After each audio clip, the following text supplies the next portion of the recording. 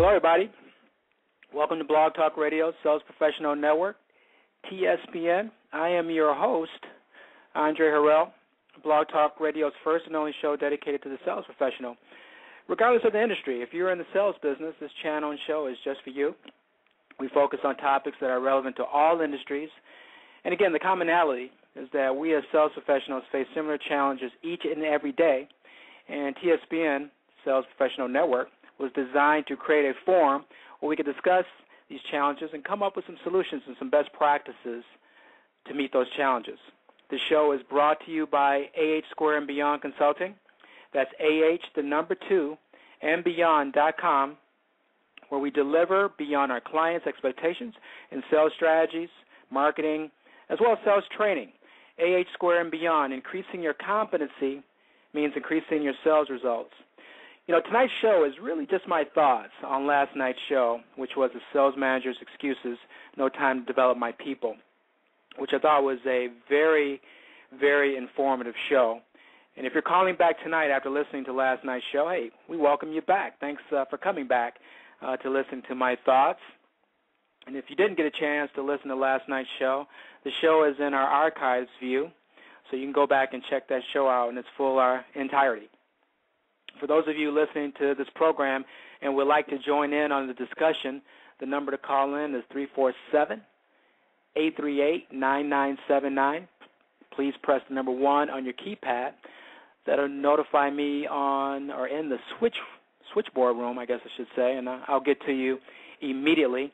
Or if you want to chat or have questions in the chat room, you certainly can go in the chat room and do that. If it's your first time to Blog Talk Radio, I think you have to kind of sign up for a guest pass in Blog Talk Radio. Thereby, they'll give you rights to kind of get in the chat room, and you can kind of chop it up with me from there. So if you're a little shy and you don't want to call in to the number, you certainly have that option to participate in the chat room. Again, I want to thank Walter Hoff, who was our guest speaker for last night's show. Walter, who is an expert in the people development business, I felt really gave a realistic and, let's face it, a very powerful application view of the importance of personal and professional development and why not having development or why not having a hyper-focus in this area will frankly cost you if you don't have development if you're a sales manager at the highest priority. I started the show yesterday describing my early years in sales management. I was kind of being, I guess, transparent at some risk. And quite frankly, just to kind of share with everybody, hey, my first time as a sales manager, I failed in my ability to coach, develop, and inspire my sales teams. And notice I said inspiring, not motivating my sales team. I certainly motivated them to produce sales results punitively. And you see, the whole idea of development, true enough, is about helping your salespeople succeed, both personally and professionally. But it means a little bit more to me than that. It's an opportunity to really inspire your salespeople, and I'll kind of go into detail what I mean by that. Nothing compares to seeing one of your salespeople go from a basic competency in their position, where they're at, to one of the best sales producers in your company. And that same salesperson one day becoming vice president of sales in their own organization. I mean, you could say to yourself, you had something to do with that, at least a little something to do with that. But because you took the time and energy to develop that salesperson, believe me, they'll never forget you. And they'll never forget what you did in order to help them get to where they are. And I just, in my opinion, that thought is more valuable than all the money in the world, because you've helped someone and you've inspired someone, importantly, to get better at what they do. And that not only translates from a sales professional or from a sales profession, but that really translates to life. And so that's a very powerful thing when you can spend some time with someone to help them go through the process of their own development, again, both on the personal side and the professional side. So I guess thinking about this whole idea of development, I think we have to look at it from a bigger picture. And not to be so philosophical in my approach to the subject, but giving yourself time as a sales manager to develop your salespeople in a form of coaching and developing them comes back to you twofold. I mean, the dividends and the payoff from just spending that extra time and that extra energy in developing your salespeople not only helps them, but it comes back to you in huge dividends and a huge payoff. And again, I want to make sure I say this. This is not to be manipulative and insincere in your approach in developing your people and waiting for that to come back and help you, because your people will spot it right away if you're insincere in terms of your meaningfulness in helping them develop in their positions. But what it really takes is unselfishness, and it takes humility on the part of you as a sales manager. And again, I mentioned this yesterday. There's 2 points, as far as I'm concerned, in really what it dictates an effective leader. And that truly is an unselfish thought, an unselfish attitude, as well as a huge amount of humility. Someone that is very humble and someone that looks out for the next person is what I generally call somebody as a leader, because to me that's inspirational. And what I try to do, and what I've tried to do in my career as a sales professional, as a sales leader, both domestically and globally, is I try to inspire my people. And I even try to inspire people today. And I think that's the biggest thing. Any leader, regardless whether you're in the sales business or not, your major focus and responsibility should be at least trying to inspire your folks. So as I've done on previous AfterThoughts shows, I decided to take a couple questions that I submit to the guest speakers when I do these AfterThoughts shows, and just kind of try to take a stab at the questions I ask them. So it's a leading by example. I can ask them the tough questions, but if I can't answer my own questions, I'm not sure that's the right way to go. So I'd like to kind of answer some of my tough questions that I ask the guest speakers on Tuesday nights tonight.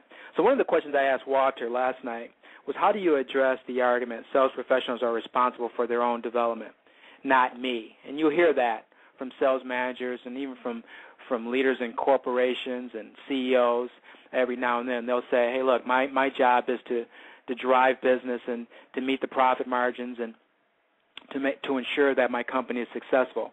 The importance of development is solely placed on my people.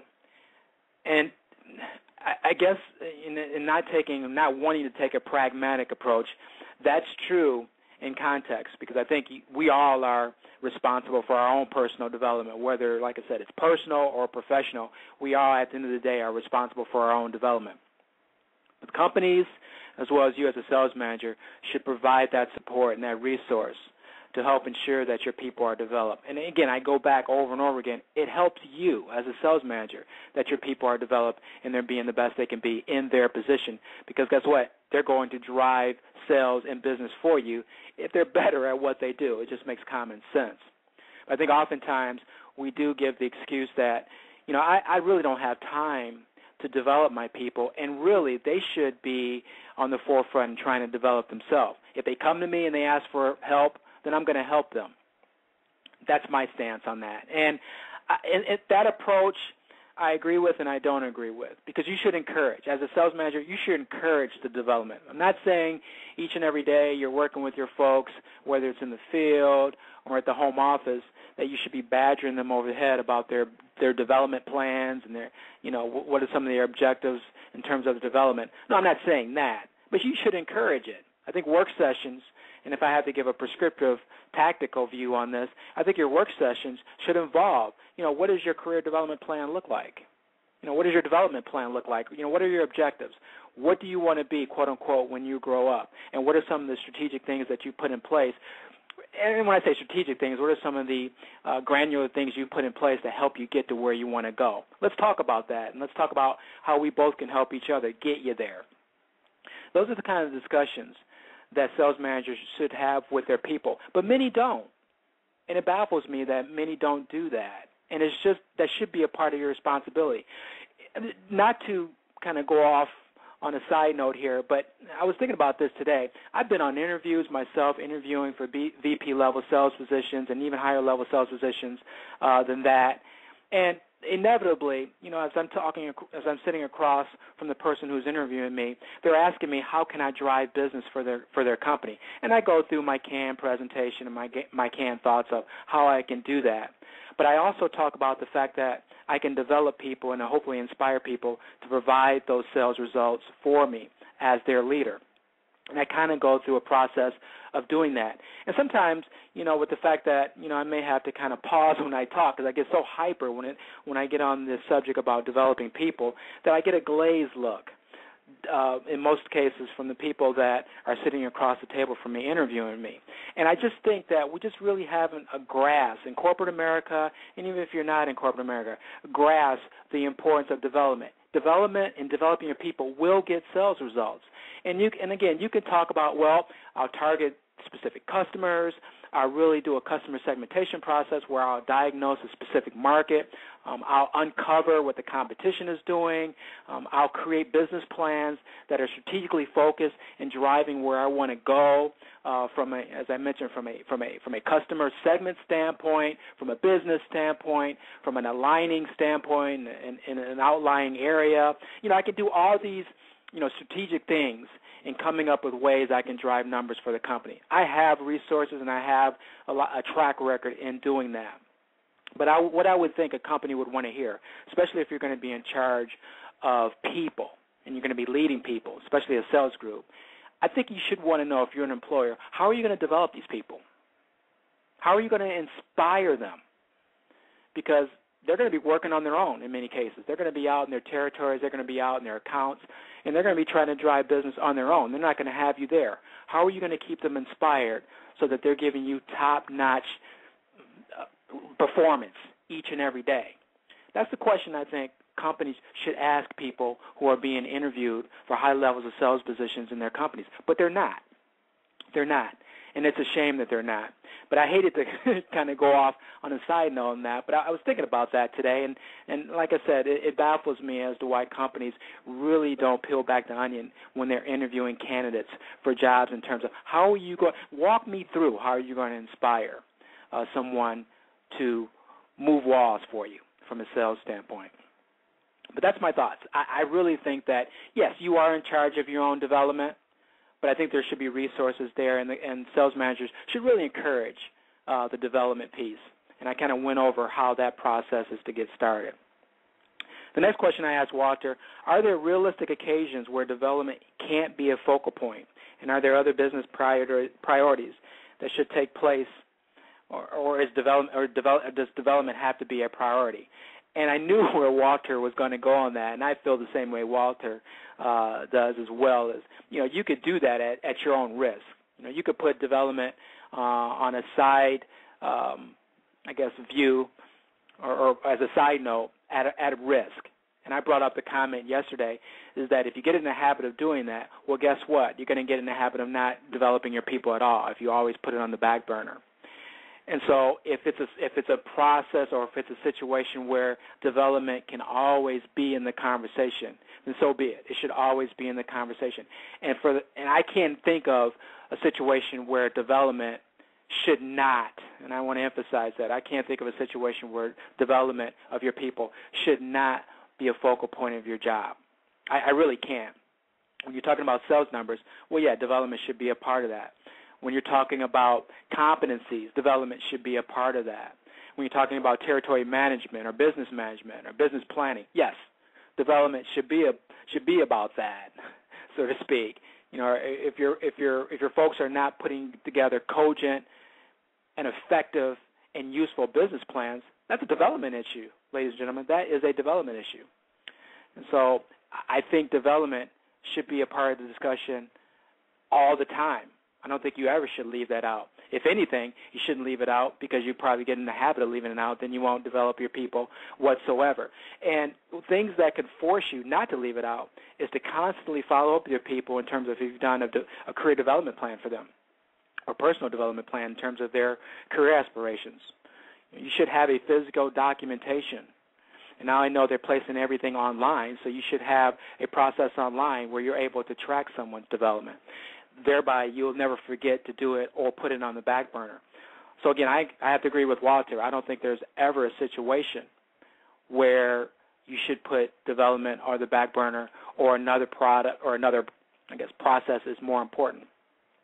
Again, if anyone has any comments regarding, our discussion this evening or my afterthoughts, the number to call in is 347-838-9979. Press the number 1 on your keypad. I don't typically promote my AfterThoughts show, so I don't imagine there's probably a lot of people listening at the point in time, but I hope there are folks that are listening. And sure enough, the show will go on into the archive section, and hopefully you'll be able to have the opportunity if you're not listening to tonight's show, go in the archive view and listen to this show and my AfterThoughts in its entirety. But I really do want to concentrate on just providing you what my thoughts are as far as developing your people from a sales manager perspective, because I think it's extremely important. The next question I asked Walter was this whole idea of leadership being part of the in-house, or I should say corporate in-house training infrastructure. I've seen this in my experiences where companies have been so focused on the Band-Aid approach, such as, I'll give you an example. When companies come out with a new product, typically you have a new product launch. Typically, there's an idea of building sales forces around this new product so that you have saturation on the street so that the launch is successful. And typically with the new product launch, there's just a lot of focused areas. You've got marketing on board, you've got business operations on board, of course you've got sales on board, and you've got other types of initiatives on board whenever you get a new product coming into the bear. And I think oftentimes training is given the responsibility to build training around this new product. So what happens is that everything is focused on competencies of learning the product knowledge, whether it's the new product, the engineering of the product, or if you're in the medical, pharmaceuticals, medical device industry, it's learning the product knowledge, the indications of a product. And those aspects are extremely, extremely important.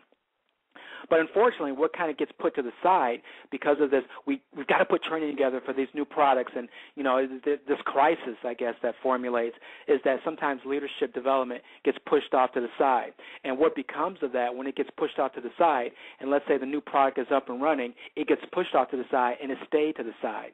So no one kind of goes back and says, hey, look, now that we've got the product up and running, we've got our sales force wrapped around this product, everybody's focused on selling this product. Nobody says, okay, let's bring back leadership development, because we have to make sure that in the process of our folks selling our new product, we're developing them as we go along. So that if we have, and I brought up this yesterday to Walter, if we have succession planning in place where you have to replace leadership, we want to make sure that we have people in the bullpen that are ready for higher levels of responsibility. You cannot do that without some type of leadership development program. So in asking Walter that question, I want to get his thoughts on that, because I know just in my background, I've seen that occur where training departments have kind of put, this part of the training, which is, again, leadership development, on a back burner because it's looked at as kind of overhead, not necessarily as part of, the priority within training. And, again, I go back, that's kind of a shame, because leadership development should always be a major cog or a very high priority cog in the whole sales training process, because you constantly have to develop people, and you constantly have to, if people are leaving, if you have managers that leave the company, you've got to have somebody right away fill those shoes. And if there's any type of downtime, who is that sales team going to have lead them, from a sales capacity if there's no manager in place? And then dangerously enough, if you're putting people in a sales management role that are not ready, it's even more dangerous, because now this person is not developed to be in that position, and they're just pretty much winging it as they're trying to lead a group. And that's a recipe for a major disaster when that occurs. So I guess my thoughts for those of you who are listening that are in the training business, bring leadership back. And if you do have leadership as a major cog within your training infrastructure, heads up. I mean, that's great. Thumbs up, I should say. That's great, because it should stay there. Leadership development is so important. And for those of you that may have it on the back burner, or let's say those of you who haven't really considered a leadership development program as a part of your training infrastructure process, you really should add it. And hopefully this call, or this show, I should say, has convinced you to do that. So that's the key. We're getting down to, time flies, I guess, when I'm running my mouth. But if anyone wants to call in, if you're listening to the show, the number is 347-838-9979. Press the number 1 on your keypad. That'll signal me in the switchboard, in switchboard, and I will definitely get to you immediately if you have any comments related to my thoughts regarding last night's show. And lastly, I guess key takeaways, and I asked Walter his same thoughts on key takeaway points that he would provide looking at the overall subject matter. And I'll provide my key takeaways, and especially this is geared towards the new folks that are getting into the sales profession, the new sales managers that are just getting into that role, and even my more tenured salespeople and of course, my more tenured sales managers. My key takeaway points is pretty much what I've stated throughout tonight's show, which is please, please, please have development of your people. If it's not number one, a very close number one or number two part of your priority.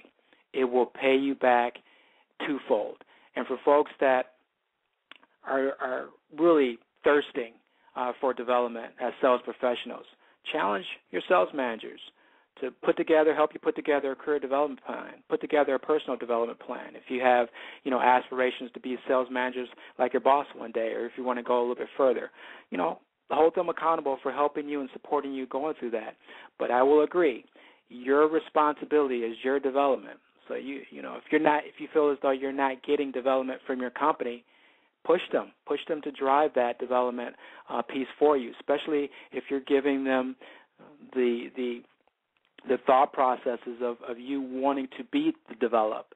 Make sure you drive that.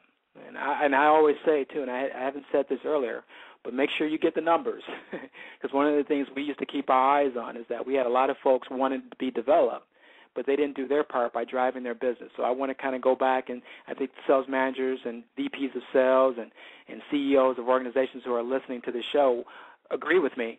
Your number one responsibility is to drive your business and get sales results.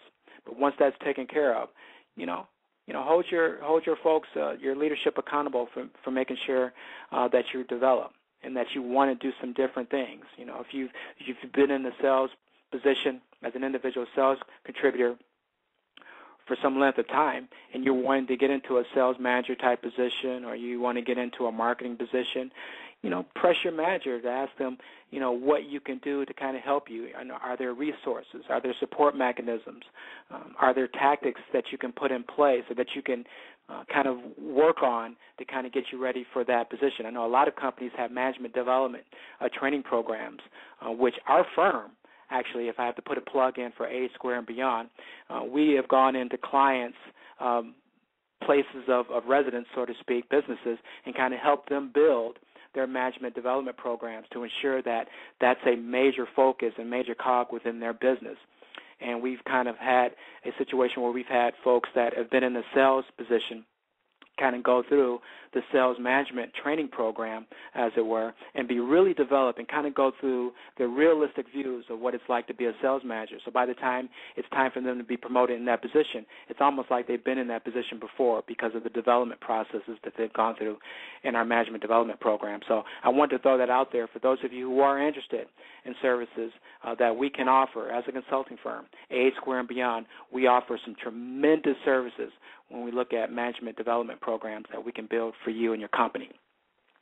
So that's on the side note, but we can certainly do that. But a lot of companies have a management development program where folks who are aspiring to be sales managers or are in succession planning for companies, they have that resource for them to kind of go in and help them kind of go through the processes of what it looks like to be or what it's like to be a sales manager. And they've been able to do that and been very successful when they come out of that approach and come out of that type of training and development program because they're ready to go as a sales manager once they get into that position. So push your leadership to send you through programs like that, like ours. If you want to stay in your position as a sales professional, what are things that you can do to get better at your job? We also do things such as public speaking skills. Your ability to speak in front of large groups of people. If you've got customers that you have to speak to, committees, where a lot of folks that are sales professionals, you're not just dealing with one person. Sometimes you're dealing with a group of people in order to sell your product.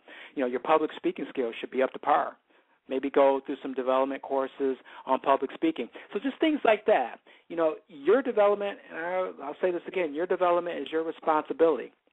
And there's so many things out there in the world that you can kind of tackle to help you get better at your craft and to add more skill sets to your armamentarium. You should do that.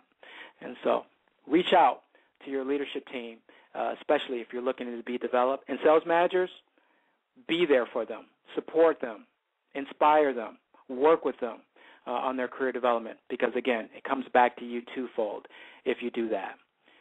3 minutes left in the show.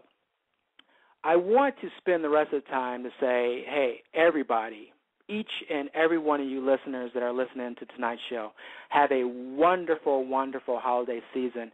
This is the last show before the end of the year, and the next show is going to start the first or second week of January, and we are so much looking forward to that show because we're going to have the CEO of Selling Power Magazine kind of kick off our 2012 year, and he's going to provide some insight and some trinkets for folks that are in the sales profession to kind of help them look forward to having a prosperous 2012 year. So we are delighted to have Gerhard on the show, who again is CEO of Selling Power Magazine, one of the most successful selling magazines, not only in this country but global. So we're just delighted to have him kick off the Sales Professional Network for 2012. So with that, everybody have a wonderful rest of this year. Have a delightful holiday season. And I will also plug, if you are looking to strategize and put together business planning and sales strategies and marketing and sales training type of tactics and strategies for 2012 and you need some help, please look us up, AH Square and Beyond. That's AH, the number 2, and Beyond.com, where we focus all of our expertise in the areas of sales strategies, marketing, and training. We definitely will increase your company's competencies, and in turn, guess what? That's going to increase your company's sales results too as well. So if you're planning for a successful 2012 year, look us up. That's AH, the number 2, and Beyond.com. Look us up. And with that, everybody, please have a wonderful, safe holiday season, and we look forward to speaking with you all in 2012. Take care.